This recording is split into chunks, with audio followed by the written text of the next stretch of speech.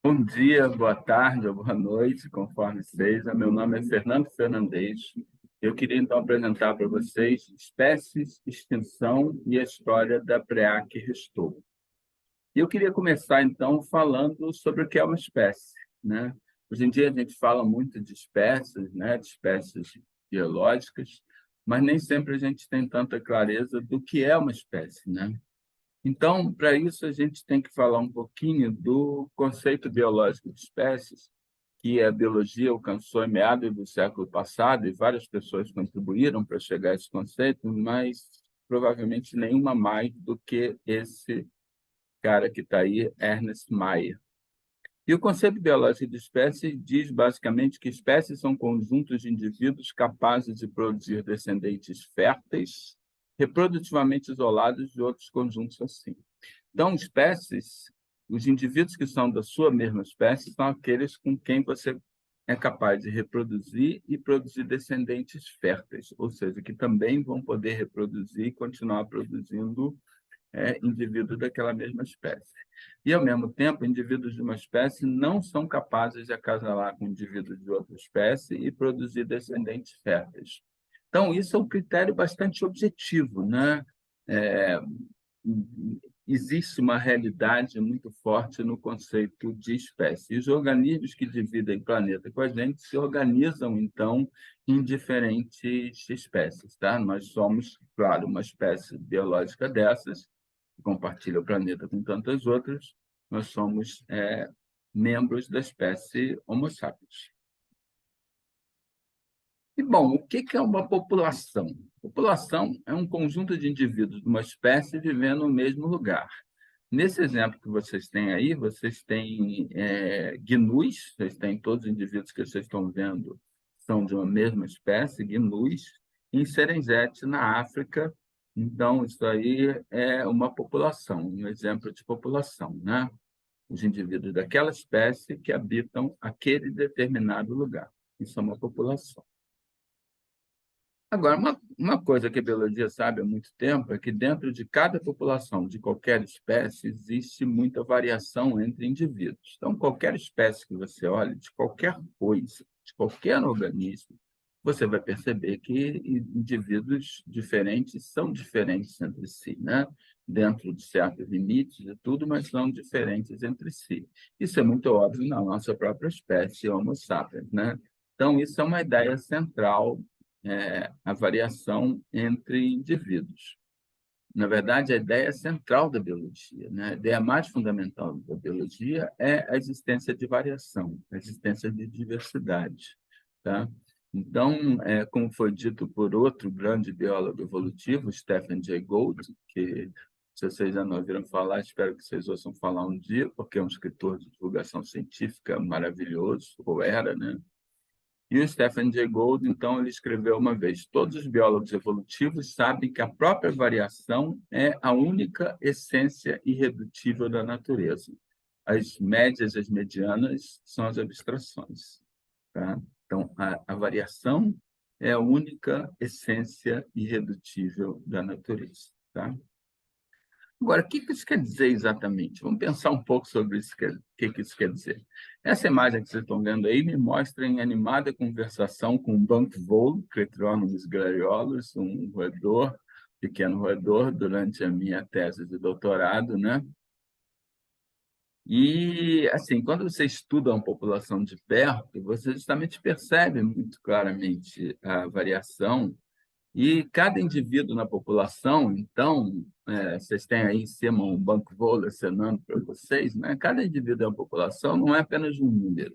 Você vai dizer número de indivíduos que formam a população, mas a população não é formada por números. População é formada por indivíduos. São formadas por indivíduos. Cada indivíduo é um ser único que vive, se reproduz, envelhece e morre. Então, o que é uma população? Uma população é o coletivo local de vidas. É o coletivo local de vidas de organismos daquela espécie, tá?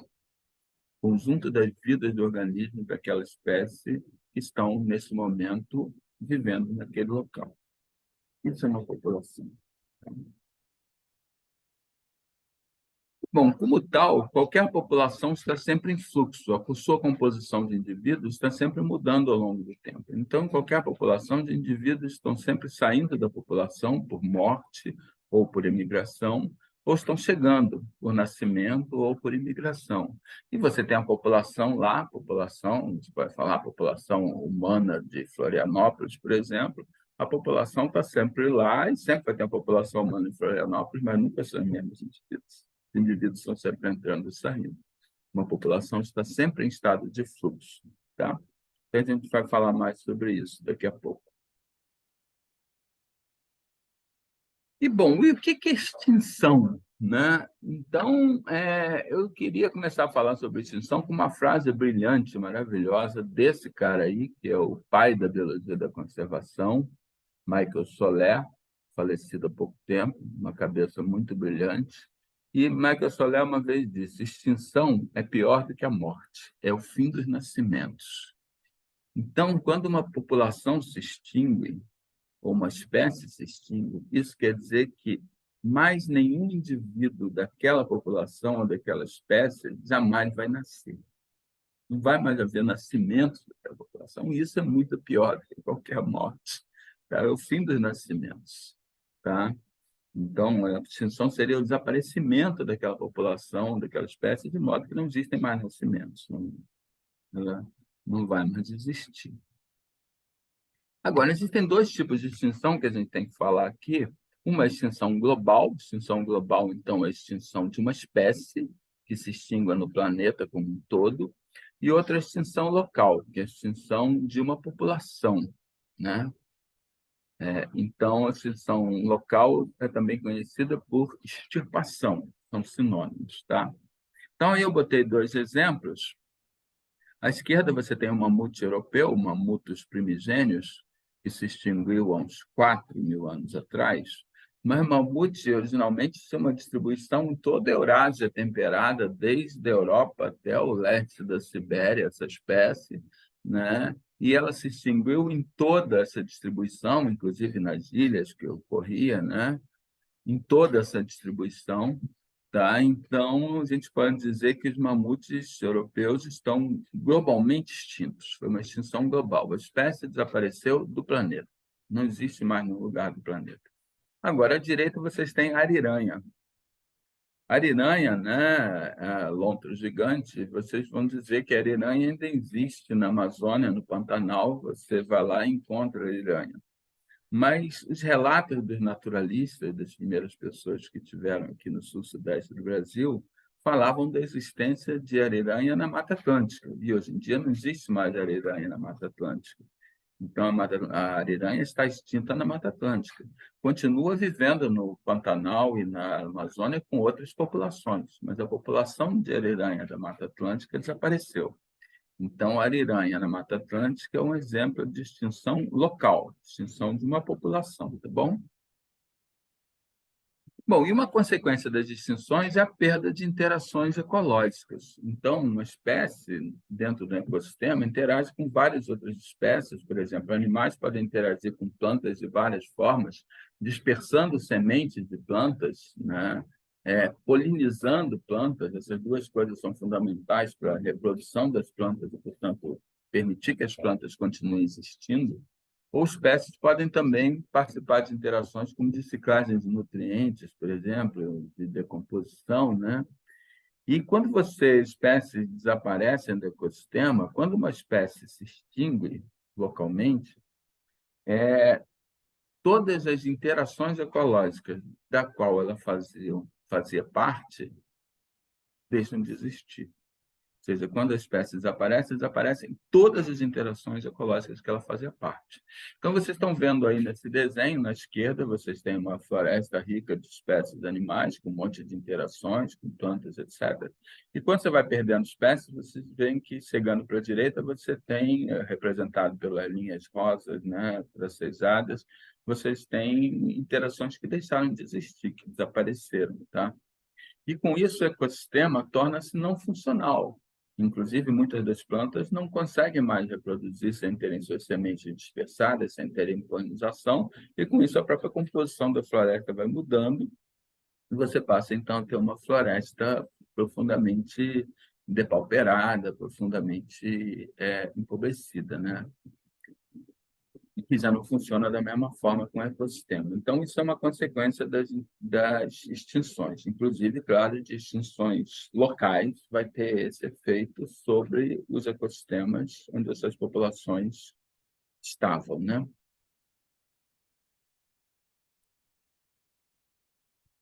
Agora, essa segunda parte, vamos dizer assim, queria falar um pouquinho sobre tentar entender como uma população se extingue.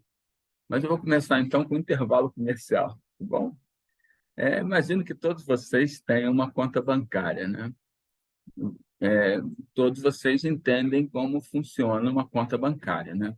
Então, como é que funciona uma conta bancária? Qual o seu saldo num determinado momento? Seu saldo num determinado momento é o saldo anterior, é o que você tinha antes, mais a soma das entradas, tudo que você receba como salário, ou bolsa, ou todo o dinheiro que paguem para você, menos a soma das saídas. As saídas são todas as coisas que você compra, os impostos que você paga, o dinheiro que você dá a alguém. Então, isso são as saídas. O seu saldo a cada momento é o saldo anterior, mais a soma das entradas, menos a soma das saídas, né? Isso, vocês estão habituados a lidar com isso cotidianamente, vocês entendem isso, né? Beleza. Então, espero que ninguém tenha acreditado que isso era de fato intervalo comercial, né? Mas se alguém tiver acreditado, é só voltar na gravação e ver lá atrás.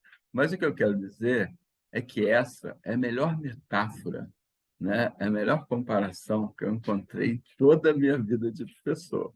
É uma metáfora perfeita, porque se você entende como funciona uma conta corrente, você entende como funciona uma população biológica. A população biológica é idêntica a uma conta corrente, com uma única diferença. Uma população biológica é mais simples. Porque a população biológica, você só tem dois tipos de entrada. Chamam-se natalidade e imigração. E você só tem dois tipos de saída. Chamam-se mortalidade e emigração. E o saldo dessas coisas é o tamanho da população, quer dizer, o tamanho populacional anterior, mais a soma das entradas, natalidade e imigração, menos a soma das saídas, mortalidade e imigração, é igual ao tamanho populacional atual. É isso. É tão simples assim. Então, a população é exatamente como uma conta bancária que vocês estão habituados a lidar, com uma diferença mais simples, né? Isso é expresso no primeiro modelo que você vai ver em qualquer livro de ecologia. Não se assustem com modelos, que eu não vou ficar falando sobre isso, mas esse, de fato, é muito simples, é chamado modelo BID. O nome BID vem das letras, né? Das iniciais, dos parâmetros, porque B é de birth, nascimento, né? E D é de death, morte, né? Você costuma usar universalmente as iniciais em inglês. Então, o modelo BID diz simplesmente NT mais 1 é igual a NT mais B mais I menos D menos E, ou seja, o tamanho populacional no momento posterior é igual ao tamanho populacional no momento anterior, mais nascimento, mais migração, menos morte, menos emigração. É isso. Se você entende isso, você entende que é a população. Isso se aplica à situação mais típica, que é uma população aberta, ou seja, uma população em que existe imigração e imigração. Beleza? Okay? Isso, entendimento de que uma população funciona assim, né, do funcionamento de uma população que é tão simples assim, é absolutamente fundamental para a gente fazer manejo e conservação de populações. Beleza? Então, moral da história: extinção é necessariamente uma questão demográfica. Uma população se extingue quando uma população se extingue, da mesma forma que quando a tua conta corrente fica zero, né? Ou quando você entra no cheque especial. A diferença é que a população biológica não tem cheque especial. Bateu no zero, chama-se extinção. Mas uma população se extingue se, por um período longo demais, as entradas deixam de compensar as saídas. Tá? Uma população se extingue se, por qualquer período de tempo longo demais, as entradas da população deixam de compensar as saídas. Ou seja, a natalidade e a imigração passam a ser menos do que a morte e a imigração. E a população vai diminuindo cada vez mais até a extinção. Isso leva a uma conclusão contraintuitiva, mas bastante importante. Para extinguir uma população, não é necessário matar até o último indivíduo. basta fazer que as entradas deixem de compensar as saídas, certo? Então, para extinguir a população, você não precisa ir lá e matar todos os bichos. Basta você deixar a população em condições nas quais as entradas por nascimento e migração não consigam compensar as saídas por mortalidade e migração. E a extinção vai acontecer. Beleza? Isso é contraintuitivo, mas entender isso é muito importante. Agora, falar um pouquinho, lá no final vocês vão ver por que eu quis falar sobre isso, sobre a natureza probabilística da extinção. Qualquer uma dessas taxas demográficas, natalidade, mortalidade, migração e extinção, tem um componente probabilístico. Qualquer um de nós pode morrer nos próximos 10 anos ou não, e pode ter vários filhos ou não, né? Então, tudo isso está expresso nas taxas com probabilidade de nascimento, ou probabilidade de ter tantos filhos na população como um todo, e para cada indivíduo é uma coisa que pode acontecer ou não, né? Então, essas coisas são probabilísticas, tem uma probabilidade de acontecer. Portanto, como a extinção depende desses fatores, né? Depende desses parâmetros demográficos, a extinção é, em sua própria essência, probabilística. Qual é a implicação disso? É que você pode dizer que uma população, por exemplo, uma população pequena, tem uma alta probabilidade de se extinguir, né? Por exemplo, por ser pequena, ela se torna mais vulnerável, né? Mais facilmente chegar no zero, bater no zero, que é a extinção. Agora, uma população pequena, então, você pode dizer que ela tem uma alta probabilidade de extinção, mas nunca se pode dizer com certeza que ela vá se extinguir. Beleza? Bem, a gente vai ver isso mais no final, quando a gente chegar no PREA de Moleques do Sul. E ligando, então, como eu falei sobre a questão demográfica, né, que a extinção de uma população basicamente é uma questão demográfica, mas como isso se liga com a extinção de uma espécie? Olha, uma espécie normalmente é formada por várias populações. E a extinção global simplesmente é o que acontece quando se extingue a última população dessa espécie. Beleza? Extinção global é isso. É o momento que se extingue a última população dessa espécie. Tá bom? Bom, vamos em frente.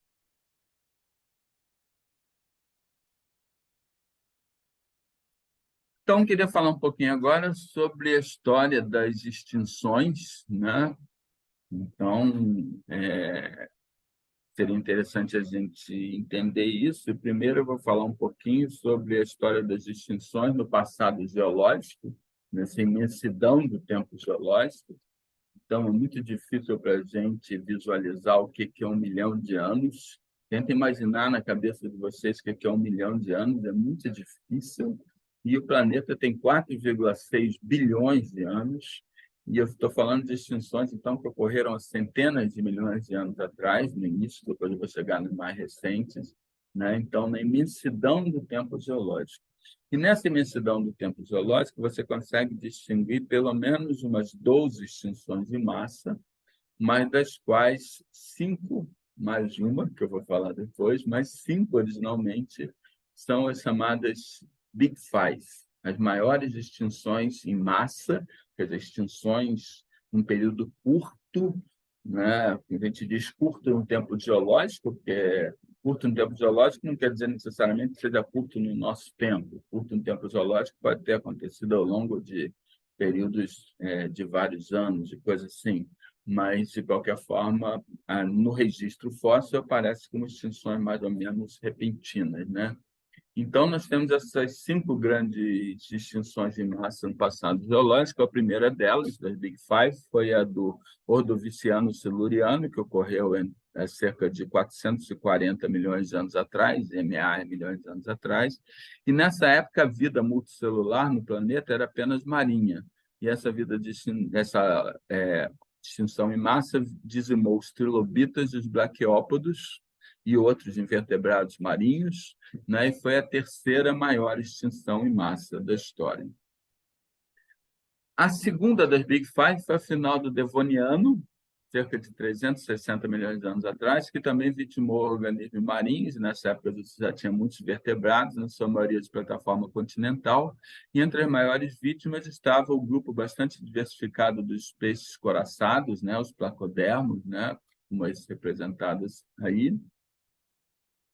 E a terceira maior da Big Five foi a maior de todas, foi a maior onda de extinção em massa da história do planeta, que foi a do Permo-Triássico, o Permiano-Triássico. Então, essa onda de extinção em massa, ela vitimou, ela extinguiu estimados 96 a 98% de todas as espécies vivas no planeta, né? Foi absolutamente colossal, né? E vários grupos de invertebrados marinhos perderam de 96 a 100% todas as suas espécies, grupos como os escorpiões do mar, que era um grupo bastante comum naquela época, se extinguiu completamente. E na Terra, a Terra era dominada pelos anfíbios labirintodontes, anfíbios, parentes distantes das rãs, dos sapos, etc. E naquela época tinha labirintodontes que chegavam a 2, 3 metros, e eles foram praticamente extintos nessa grande onda de extinção do Permiano-Triássico, junto com a esmagadora maioria de toda a biodiversidade terrestre da época, terrestre e aquática. Bom, a onda de extinção seguinte, em massa, foi a do Triássico-Jurássico, 210 milhões de anos atrás, que encerrou o primeiro período do Mesozoico, dizimando os terapsídeos. Não tanta gente sabe disso, mas antes do florescimento dos dinossauros, tinham florescido os terapsídeos, que eram chamados mammal-like reptiles, répteis similares a mamíferos, que já tinham características de mamíferos, como, por exemplo, diferenciação dentária, que vocês até estão vendo na figura, né? Diferenciação em caninos, molares, etc., que répteis não tem, tá? E que, na verdade, eles dominaram a Terra antes dos dinossauros. Mas essa extinção do Triássico, da fronteira do Triássico para o Jurássico, acabou praticamente com os terapsídeos, ou não acabou, mas dizimou seriamente os terapsídeos, e isso deu oportunidade, então, que os dinossauros se tornassem os organismos dominantes nos dois períodos seguintes, o Jurássico e o Cretáceo, né? Então, essa foi também uma onda de extinção em massa gigantesca, né? E que abriu caminho para a dominação dos dinossauros. Agora, os próprios dinossauros, então, se extinguiram na onda de extinção seguinte, a última das Big Five, é a do KT. KT é a abreviatura para Cretáceo Terciário, há cerca de 65 milhões de anos atrás, e que dizimou os dinossauros e os demais répteis gigantes, répteis marinhos e aéreos, que tecnicamente não eram dinossauros, como plesiosauros, pteranodontes, etc., e vários grupos de invertebrados, como os foraminíferos e das plantas, e que teria sido a segunda maior de todas, que extinguiu estimadas 70% de todas as espécies viventes na época. E essa onda de extinção, hoje em dia, isso é quase consensual, que ela foi causada pelo impacto de um grande corpo celeste, um meteorito que se chocou na região de Chicxulub, no Península de Yucatán, no México, né? E hoje você conhece a assinatura geológica do impacto, que é imensas concentrações de irídio espalhadas ao redor de todo o planeta pela circulação atmosférica. Irídio é um metal que praticamente não existe na Terra, que é muito pesado, que existe aqui, está no centro da Terra, mas que é muito comum em corpos celestes, asteroides, meteoritos. E você tem esse imenso aumento de concentração de irídio em todo o planeta, 65 milhões de anos atrás, e você tem a cratera descoberta na localidade de Chicxulub, no Yucatán, datada de 65 milhões de anos atrás. Então, hoje é mais ou menos consensual que foi o impacto desses, que gerou uma explosão calculada como equivalente ao impacto de 7 bilhões de bombas atômicas de Hiroshima, ou 10 mil vezes mais que todo o arsenal nuclear do planeta hoje, existente hoje, junto. Tá? Essa explosão absolutamente colossal, inimaginável, que matou todos esses bichos, extinguiu mais de 2/3 de todas as espécies do planeta. E hoje parece assim, bastante provável que todas as outras extinções do Big Five, todas as outras dessas maiores, foram também todas causadas por impactos de grandes corpos celestes. Tá?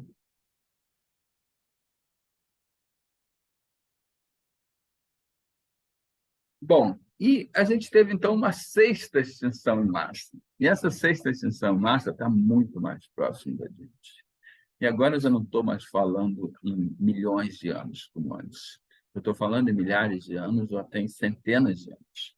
E essa grande onda de extinção foi, então, aquela que extinguiu os mamutes, os mastodontes, as preguiças gigantes, os tigres bem-buçados, os gliptodontes, esses bichos Por exemplo, ali à direita, né, no meio à direita, o diplotodonte, que era um marsupial australiano de 2,5 metros, e todo esse tipo de coisa, um monte de bichos vertebrados, né, sobretudo mamíferos, mas também grandes aves e répteis, cujas extinções começaram há poucas dezenas de milhares de anos atrás, 40, 30, 20 mil anos atrás, e chegaram até 500 anos atrás, tão recentemente como 500 anos atrás, né? Não um evento único, mas numa sequência, né? E então essa gigantesca onda de extinções dos bichos da Era do Gelo, né? Mas que aparentemente não foi o gelo, mas enfim, a gente vai falar nisso. Agora, essas extinções do Quaternário tardio nos privaram de conhecer uma biodiversidade fantasticamente mais rica do que a atual. Quer dizer, por exemplo, há 50 mil anos atrás, cá são 1.000 anos atrás, há 50 mil anos atrás, havia cerca de 150 gêneros de megamamíferos. Mamíferos são megamamíferos, são mamíferos com peso corporal maior do que 50 quilos. E nessa sequência de extinções, que começou então no final do Quaternário, que se estendeu até bem para dentro do Holoceno, que é o período que a gente vive hoje, 97 desses gêneros foram extintos, ou seja, 2/3 dos grandes mamíferos do mundo. Então, a gente olha para a biodiversidade de grandes mamíferos da África e da Ásia, e você pensa que ela tem uma riqueza fantástica, e a gente não lembra que, na verdade, essa biodiversidade é apenas um pálido fantasma, né? Um representante de uma biodiversidade muito maior que foi perdida no passado, né? Que não existe mais, né? Então, agora, já se achou que essa imensa onda de extinção, né, desses grandes animais, né, no final do período anterior, no Pleistoceno e no Angeloceno, que a gente chama de extinções do Quaternário tardio, essas extinções aí, já se achou que elas tinham sido causadas por mudanças climáticas, como na Era do Gelo, mas aí a gente entrevistou o mamute de Wrangell, né, o último mamute, a última população de mamutes a se extinguir em Wrangell, na Sibéria, 4.000 anos atrás, né? E perguntou para ele, né, que se extinguiu 14 mil anos depois do fim da última glaciação, perguntou para ele o que ele achava. Ele disse: esqueça o clima, mas esqueça o clima. Hipóteses climáticas não se ajustam aos dados, não se ajustam às datações existentes, não são parcimoniosas. Quer dizer, quando a gente diz em ciência que uma coisa não é parcimoniosa, quer dizer que você tem que ficar inventando um monte de historinhas não demonstráveis para o clima ter mudado na Austrália, enquanto na Nova Zelândia do lado estava mudando na direção contrária. Para explicar as datações das extinções, tem que inventar um monte de historinha maluca que, na verdade, você não tem que comprovar. Então, são explicações completamente não parcimoniosas e são completamente desnecessárias como explicação. Existe uma explicação muito mais simples. Então, as mudanças climáticas não explicam o que aconteceu com esses grandes animais. Cara, felizmente, há uma outra explicação, muito mais simples e mais parcimoniosa. E a percepção dessa explicação nasce quando a gente vê que existe uma esmagadora correspondência entre as datas de chegada dos humanos a cada lugar e as extinções que acontecem em cada lugar.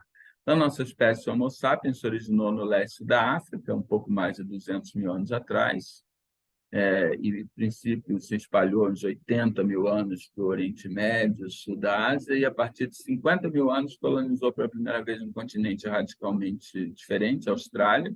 As extinções na Austrália todas são entre 50 e 40 mil anos, né? E você, então, os humanos colonizaram a parte temperada, né, a parte menos fria da Europa, há 40, 45, 30 mil anos atrás, as extinções são por aí, nessa faixa, e depois, só quando nós desenvolvemos adaptações para o frio, né, invenções tecnológicas que nos permitiram lidar com o frio, os humanos foram se expandindo para a parte mais fria da Eurásia, então chegaram lá no topo há 15 mil anos, coisa assim, as extinções foram seguindo isso, e há 15, 16 mil anos, pelo Estreito de Bering, cruzando o Estreito de Bering, os humanos chegaram à América do Norte, e as extinções na América do Norte aconteceram logo depois disso, 15, 14, 13. Rapidamente chegaram à América do Sul, e a partir de 14 mil anos você tem extinção na América do Sul, até 7 mil e poucos anos atrás. E nas ilhas, sistematicamente, em todas as ilhas, as extinções ocorreram muito depois dos continentes, em qualquer latitude. pelo simples fato óbvio que os humanos chegaram depois nas ilhas, porque isso necessitava da invenção de barcos.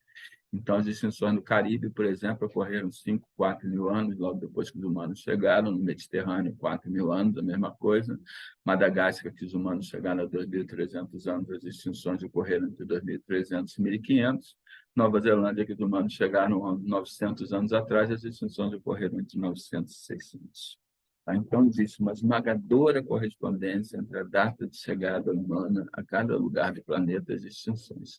As extinções se seguiram logo depois que a gente chegou a cada lugar. Então, para mostrar isso melhor, eu vou mostrar uma imagem daquelas que vale mais de 1 milhão de palavras, né? Então, vocês estão vendo aí, em cima é a região, e embaixo é o gênero, um gênero de grande vertebrado, né? E aí vocês têm, no fundo, vocês têm uma linha que representa a mudança climática, mais alta é mais quente, mais baixa é mais frio. Vocês têm um ponto ali que é a última datação conhecida do bicho daquele gênero, naquela região, estão aparecendo lá em cima, e você tem uma retinha tracejada vermelha que mostra a data de chegada dos humanos àquela região. Então, se vocês olharem, vocês vão ver com muita facilidade. O pontinho preto insiste em ficar incomodamente perto da reta tracejada. O pontinho preto insiste em ficar incomodamente perto da reta tracejada. Ou seja, em cada lugar do planeta, os grandes animais se extinguiram logo depois que nós chegamos. Não foi o clima, fomos nós.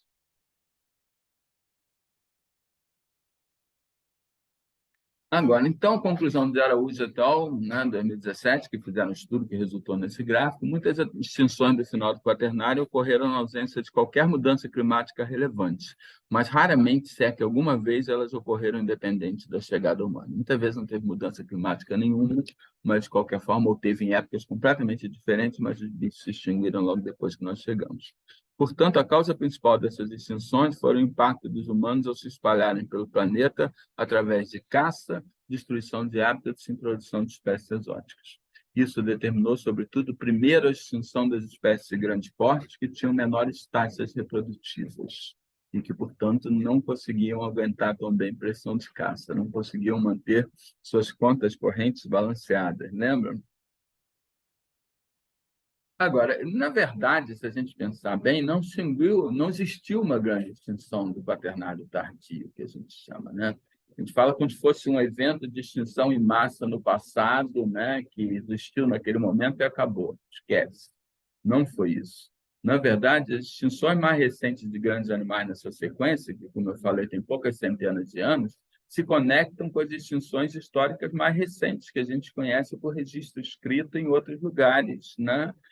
Que são bem conhecidas. Então, as extinções de mamutes, preguiças gigantes, etc., foram apenas as primeiras da atual extinção em massa, da sexta grande onda de extinção em massa do planeta, aquela que é causada por nós. Esses bichos foram apenas os primeiros da atual onda de extinção, a sexta extinção em massa, causada por nós. Para mostrar, então, que isso não foi um evento no passado, mas o início de um contínuo de extinções que nós causamos, para mostrar essa conexão, por exemplo, você tem a Nova Zelândia, né, onde a fauna espetacular dos moas, que eram aves não voadoras de 3 metros de altura, e a águia de Ache, que era a maior águia que já existiu, se extinguiu entre 900 e 600 anos atrás, né? Então, já muito dentro do período histórico, tá? E, bom, e as extinções continuaram por toda a espécie humana, né? A gente continua extinguindo o bicho em toda a espécie humana. Então, um dos mais conhecidos é o dodo, né? Rafus cuculatus, das Ilhas Maurício, né? Que se extinguiu em 1681. O que menos gente sabe é que o dodo é apenas um representante de pelo menos 900 espécies extintas com a colonização do Pacífico e do Índico. Então, quando os humanos foram colonizando todas aquelas ilhas, o que começou com os polinésios há pouco mais de 3 mil anos atrás, pelo menos 900 extinções de aves, extinções globais, eu estou falando, é, seguiram essa colonização do Pacífico pelos humanos, né? O Gauguin acreditava que o Pacífico era um paraíso ecológico, mas não é muito bem assim, não. E, bom, 1768, nós extinguimos a vaca marinha de Steller. A vaca marinha de Steller era o maior animal do planeta Terra, fora as grandes baleias. A vaca marinha de Steller era um sirenídeo, um parente dos peixes-boi, dos manatis, que chegava a 8 metros de comprimento. E, portanto, era o maior animal do planeta depois das grandes baleias. E ela foi descoberta no arquipélago das Ilhas Commander, perto da Sibéria, em 1741, e foi extinta 27 anos depois, pela caça, né? E a gente extinguiu esse bicho maravilhoso, esse bicho gigantesco, apenas 27 anos depois de ter sido descoberto, né? E a gente aprende na escola que não tem pinguim no hemisfério norte, que pinguim é um bicho só do hemisfério sul. Por que não tem pinguim no hemisfério norte? A resposta é bem simples, porque nós extinguimos o pinguim que tinha lá. Existia pinguim no hemisfério norte. Era uma espécie que era pinguinus impenis, né? Que foi o bicho que originalmente recebeu o nome de pinguins. Os pinguins que existem hoje no hemisfério sul, que são outras espécies, né, receberam o nome porque eles eram parecidos com a grande alca, né, que era também chamado pinguim, Pinguinus impenis, é o nome científico. E a grande alca foi extinta no Atlântico Norte em 1844. Então, por isso que não existem hoje pinguins no hemisfério norte. A gente diz também que cachorro é o melhor amigo do homem, mas pouca gente sabe que a gente já extinguiu uma espécie de cachorro. A gente extinguiu a raposa das Falkland, ou Malvinas, conforme vocês prefiram, dos Eastern Australis, que foi extinta em 1876. Era uma espécie endêmica de ilha, assim como o preá de Moleque do Sul, era uma espécie endêmica que só existia naquele arquipélago de Falkland ou Malvinas, e que foi, então, extinta em 1876 por nós.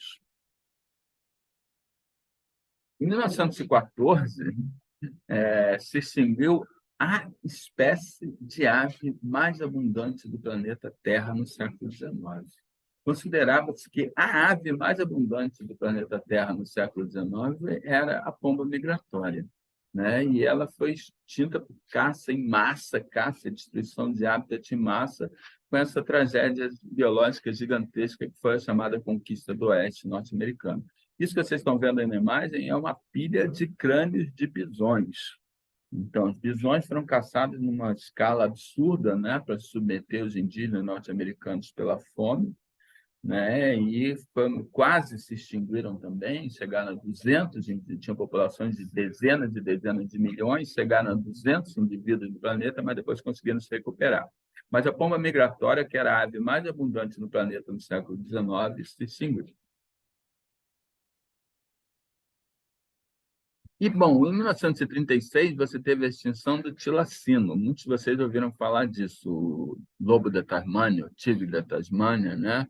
Que era, na verdade, um marsupial, era um parente dos cangurus, né? Então, que é um exemplo fantástico de convergência evolutiva, né? Uma estratégia, né, de cachorro que dá muito certo. Então, mesmo com uma ancestralidade completamente diferente, características similares a um cachorro foram selecionadas independentemente, tá? Em uma linhagem de marsupiais. Isso gerou esse bicho que tem a cara completa de cachorro, mas se vocês perceberem os quartos traseiros ali, na própria imagem dá para ver isso, vocês veem que é claramente um quarto traseiro de canguru, né? Mostrando a linhagem de onde ele veio, né? E esse bicho maravilhoso, essa convergência evolutiva espetacular dos marsupiais com grandes carnívoros, foi extinta, então, por caça, novamente por caça, foi extinto por política pública, deliberadamente, propositalmente, na Tasmânia, e a espécie, então, se extinguiu em 1936. A gente aprende também na escola que foca são espécies de locais frios, né? Por que não existem focas tropicais? Porque nós distinguimos os que haviam. As focas tropicais eram das chamadas focas monge que haviam no Pacífico, no Mediterrâneo e no Caribe. Em 1952, a gente extinguiu a foca monge do Caribe, né? Monarcos tropicais. Na verdade, ainda existem populações ínfimas remanescentes da espécie de foca-monge do Pacífico e da espécie de foca-monge da Europa, do Mediterrâneo, né? Respectivamente no Havaí e em Gibraltar. Mas nós praticamente acabamos com elas também. Então, por isso que hoje em dia a gente acha que foca é um bicho de região fria, porque a gente extinguiu as focas que haviam nas regiões quentes, praticamente extinguiu.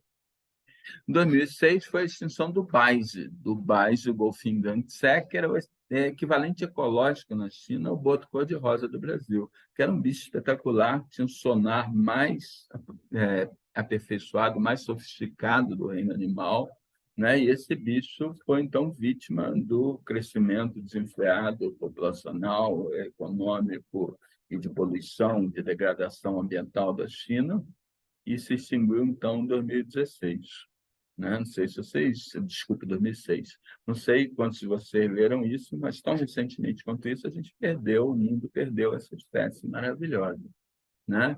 E isso continua cada dia, né? Quem será o próximo, né? Se vocês forem ver qualquer dado sobre isso, vocês vão ver como é que está a situação da luta pela conservação, pela biodiversidade hoje em dia, e a situação é bastante clara, nós estamos perdendo feio, né?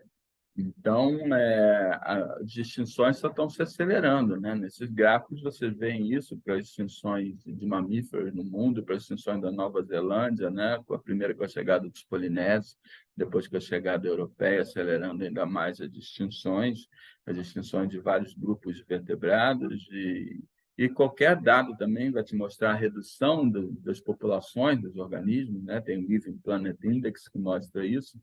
Então, nós temos menos espécies, cada espécie tem menos indivíduos. Então, não se iludam com falsos discursos. Né? Fala-se muito de sustentabilidade, um monte de coisa bonita, mas a situação da biodiversidade está piorando drasticamente. Nós estamos perdendo esse jogo, nós temos que virar esse jogo, porque nós estamos perdendo feio, né? O jogo pela conservação da biodiversidade. Bom, então queria finalmente falar sobre a conservação da preá, sobre a preá de Moleques do Sul, né? Cave intermédia. Então, esse é o simpático roedor, vocês vão concordar comigo, que é um roedor extremamente simpático, né? E a preá que é endêmica desse arquipélago de Moleques do Sul, em Santa Catarina, né? A espécie cave intermédia, né? E a cave intermédia foi reconhecida como uma espécie boa em 1998, né? O trabalho de Olímpio e Serem. Então, quer dizer, ser uma espécie boa quer dizer que é uma espécie claramente distinta, inequivocamente distinta de Cavia magna, que aparece aí na foto, que é a espécie de preá que ocorre na ilha de Santa Catarina e no continente. Tá? Então, em 1998, se percebeu que cava intermédia era um bicho com características diferentes, uma espécie, então, isolada, né? Reprodutivamente isolada, com características próprias, que já são, sem dúvida, produto de uma evolução independente desde a sua separação de Cavia magna, que, então, existe apenas nesse arquipélago de Moleques do Sul. Na verdade, aí está o arquipélago, e Cavia magna só existe na ilha maior de Moleques do Sul, que tem uma área de cerca de 11 hectares. E, como qualquer preá, é um bicho que vive de capim. Então, habita basicamente as regiões de capim, que nem sequer são todas as regiões de vegetação do arquipélago. Vocês estão vendo aí no topinho da ilha principal, então vocês veem que a distribuição geográfica dessa espécie cávea intermédia no planeta Terra tem um pouco mais de 5 hectares. Essa espécie só existe em 5 hectares. 5 hectares é 100%, é o tamanho de um campo de futebol. Então, essa espécie ocorre numa área de 5 campos de futebol, basicamente, né? E é uma espécie, então, endêmica, extremamente endêmica. A gente diz que uma espécie endêmica é aquela que só existe no lugar do planeta. Essa espécie só existe nesse lugar do planeta e é um lugar muito pequenininho, né? Bom, e cava intermédia teria ficado, então, isolada em Moleques do Sul, com a elevação do nível do mar, com o derretimento dos gelos glaciais, a última glaciação, a maior parte dela terminou 18 mil anos atrás, depois teve uma volta a condições frias, que se chamou Younger-Dries, que terminou há cerca de 11.700 anos atrás, mas aí o gelo, na verdade, demorou milênios para derreter, e esse processo só terminou há uns 8 mil anos atrás, então, quando o nível do mar chegou aos níveis atuais. O nível do mar, então, aqui no sul-sudeste do Brasil, ele já foi 130 metros mais baixo do que o nível atual. Então, quando o mar foi subindo, muito do que eram topos de morro foram isolados com pequenas ilhas, né? Com a subida das águas, aqueles topos de morro viraram pequenas ilhas.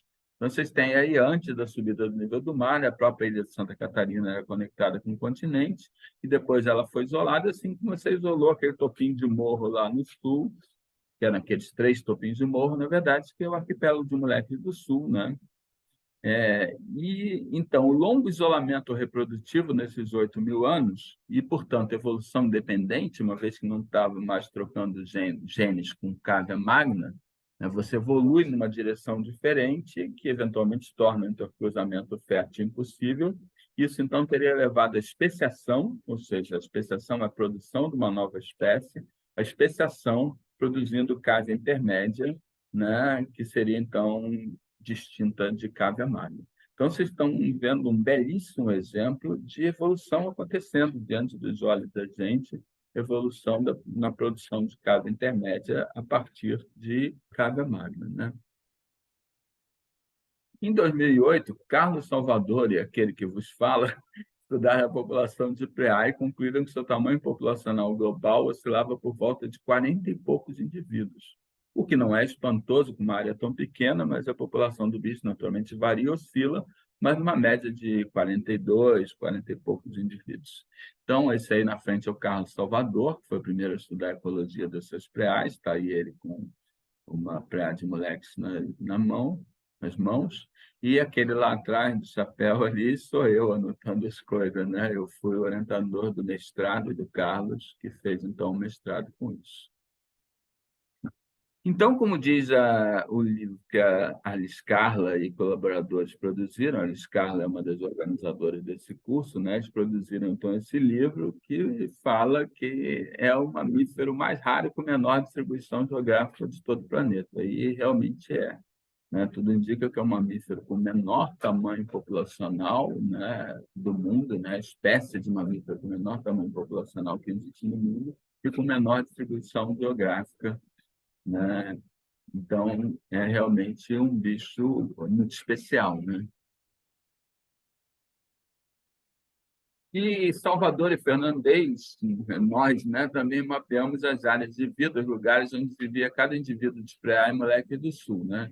Então, a área de vida é o lugar habitado por cada indivíduo. Então, você tem aí as áreas de vida mapeadas, né, na ilha de Moleque do Sul, mostrando até que boa parte da ilha não é sequer habitada pela Preá, porque não tem hábitat favorável, e onde ficavam os indivíduos, o que eles estavam fazendo, etc.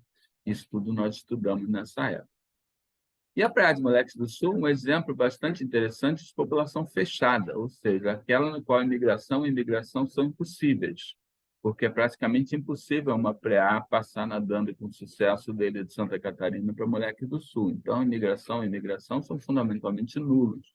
E, nesse caso, o nosso modelo BID fica ainda mais simples. Para de Moleques do Sul, o modelo BID é número no momento T mais 1 é igual ao número no momento T mais nascimentos, menos mortes. É simplesmente isso, né? Então, isso é que a gente, essa conta corrente é que a gente precisa manter funcionando para que o bicho continue existindo, tá? Agora, isso é uma situação muito interessante, mas tem muitos mal entendidos também. Então, por exemplo, eu deparei com essa página de um site criacionista que diz que o bicho é uma coisa que não pode ser explicado pela população, pela ciência, como é que um bicho com uma população tão pequena, com uma variabilidade genética tão pequena, como ele certamente tem, pode ter sobrevivido por tanto tempo, né? Então, aí até colocam errado como se fosse a área de um campo de futebol, não é? São 5 campos de futebol, mas isso não é o que mais importa. Mas, assim, sobretudo, eles realmente não entendem o que está se passando, né? Quem escreveu isso não entende o que está se passando, está mais perdido do que segue em tiroteio, né? É, e é impressionante como é que as pessoas conseguem falar tanta besteira e colocar tanta besteira para as pessoas. E a gente deve ter cuidado com essas coisas, né? Com fake news, com desinformação, né? Então, na verdade, isso coloca a questão como se tivesse, de repente, uma preá aparecido, sei lá como, né? Milagrosamente, numa ilha, apareceu uma preá lá diferente de tudo, de qualquer coisa, mas não é nada disso. quem escreveu isso perdeu completamente o ponto e como a coisa é interessante, né? Porque se você olhar as ilhas do sul, se você olhar o sul-sudeste do Brasil, você vai perceber que o Moleque do Sul não são as únicas ilhas. Santa Catarina tem dezenas de ilhas. O estado de Santa Catarina tem dezenas de ilhas litorâneas formadas pelo aumento do nível do mar, pela subida do nível do mar. O sul-sudeste do Brasil tem centenas de ilhas desse tipo, né? Agora, então, quando você olha para tudo isso, provavelmente a maioria dessas ilhas, quando foram isoladas, essas centenas de ilhas no sul-sudeste que foram isoladas pela subida do nível do mar, muitas delas, pelo menos, têm hábitos de capim. Provavelmente a maioria delas tinha população de preá quando elas foram isoladas. Agora, hoje em dia, só uma delas tem população de preá. E como a gente viu antes, a gente falou antes, extinção probabilística. Então, você pode dizer, a chance de uma população tão pequena sobreviver 8.000 anos é pequena? Sim. E essa sobreviveu? Sim. O esperado é que muito poucas sobrevivessem, né? Ou quase nenhuma sobrevivesse, mas foi exatamente o que aconteceu. As outras não estão aí e uma sobreviveu, o que faz o nosso bicho ainda mais precioso, né? Então, o Praia de Moleques do Sul foi, de todas essas que havia antes, a única que restou.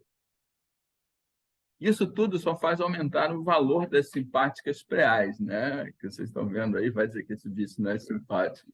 Então, e devemos conservá-las, então, por razões científicas, que é um belíssimo exemplo justamente de evolução e ação, né? De especiação acontecendo, uma população isolada na frente de todos nós, etc. Por razões ecológicas, é uma espécie, né? Esse pequeno número de preais de moleque do sul é uma espécie endêmica que não existe em lugar mais nenhum do planeta e, portanto, uma eventual extinção da praia de moleque seria uma extinção global, seria a perda de toda uma espécie do planeta, e por razões éticas, né? A gente poderia falar muito sobre isso, daria outra aula, né? Mas eu nunca consegui encontrar nenhum argumento que me convencesse que os demais seres vivos não têm o mesmo direito à vida que nós temos. Eles têm o mesmo direito à vida que nós temos. Então, por razões éticas também nós devemos cuidar muito bem dessa nossa espécie tão querida, né, desse bicho tão especial, tão raro e tão especial, que compartilha o planeta com a gente. Como outras espécies, animais e plantas, compartilha o planeta com a gente em sua viagem pelo universo. Tá? Então, o que vai ser o futuro? O que vai ser o futuro de nós, cães reais, né? O que eu posso dizer para vocês é que o futuro é a gente que faz, né? Nós estamos diante de uma crise ambiental gigantesca, nós estamos diante de, por exemplo, mudanças climáticas, né, colossais, né? E claro que isso afeta tudo. É claro que hoje em dia não dá para ter nenhuma esperança realística que a gente possa resolver os problemas econômicos e sociais cada vez mais prementes sem você lidar com os problemas ambientais. Então, a gente vai precisar do ambiente, né, habitável para poder lidar com essas coisas todas, tá? Então, hoje em dia, o problema mais fundamental da humanidade, que é a resolução dos outros, dos econômicos e sociais, depende da gente conseguir lidar com isso. Então, com a mudança climática e com a perda maciça da biodiversidade. Agora, muitos de vocês devem ser mais jovens do que eu, vocês muito mais vão viver essa realidade. Então, está nas mãos da gente, está nas mãos da gente ter um mundo habitável, ter um mundo rico em biodiversidade, ter um mundo que possa gerar condições de vida decentes para as pessoas, para as gerações que vão vir depois da nossa. Bom? Então, bom, obrigado a vocês, era isso que eu queria falar.